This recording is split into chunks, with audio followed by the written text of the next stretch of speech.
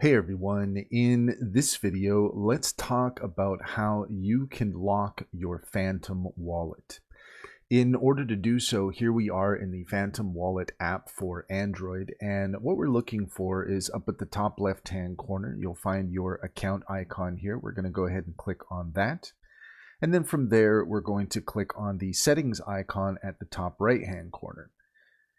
Click on that there, and then from here what we're looking for is security and privacy. So we're going to go ahead and select security and privacy, and what we're looking for is here at the top where it says use device authentication. I have that toggled on. What that means is, and what it means for you as well, is this is how you're going to unlock Phantom Wallet. So in this case I have device authentication toggled on, which means that when I open my phone, you're either going to enter in using your fingerprint, or you're going to use your pattern to open up your phone.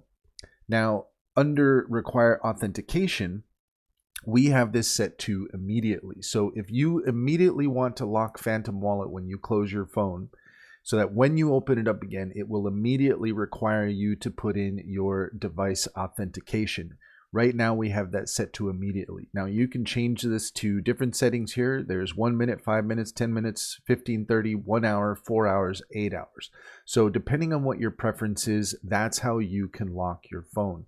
Now, the most secure way of doing this, of course, is to set it to immediately. So that way, if you ever want to lock your phone, all you have to do is just close it, and then immediately, if it opens up again, if somebody wants to be able to access Phantom Wallet, then they're going to have to either use the fingerprint, or they're going to have to put in the pattern in order to be able to unlock the phone and unlock Phantom Wallet.